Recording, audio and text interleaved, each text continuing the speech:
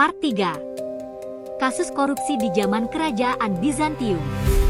Pada masa Michael VII, 1071-1078. Nikephorizes, menteri utama di era Michael VII, kebijakan ekonomi yang opresif dan eksploitatif menimbulkan kemarahan besar di kalangan rakyat. Ia memusatkan distribusi gandum hanya di satu depot di Rhaidestos, di Trakia, yang menyebabkan kelangkaan dan kelaparan parah di Konstantinopel.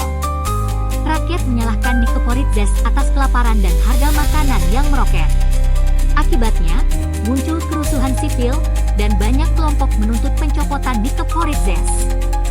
Para jenderal militer merasa dikhianati oleh pemerintahan pusat yang dipimpin oleh Nikephorizes karena pemotongan gaji militer, pengabaian terhadap kebutuhan pasukan, dan korupsi pengadaan logistik.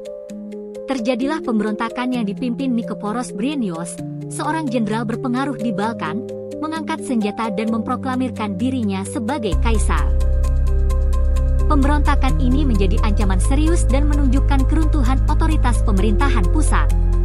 Tak lama setelah Nikephoros Bryennios memberontak, muncul pemberontakan lain dari Nikephoros Botaniates, jenderal senior lainnya. Ia berhasil mendapatkan dukungan militer dari Asia Kecil dan akhirnya menggulingkan Kaisar Michael VII Doukas pada 1078, naik tahta sebagai Nikephoros III Botaniates. Nikephorizes ditangkap dan dieksekusi tak lama setelah kejatuhan Michael VII. Pada masa Kaisar Alexios I Komnenos, 1081-1118. Walaupun dikenal sebagai reformis militer dan administratif, pada masa pemerintahannya, korupsi tetap terjadi secara sistemik. Ia memperkenalkan praktik pronoia, pemberian tanah sebagai imbalan jasa militer atau birokrasi, tetapi seiring waktu sistem ini disalahgunakan, tanah dijadikan sumber kekayaan pribadi. Dan pemegang pronoia kerap menekan petani dan menyuap pejabat agar hak tanah mereka diperluas. Pada masa Kaisar Manuel I Komnenos, 1143-1180. Pengeluaran istana sangat boros dan penuh kemewahan.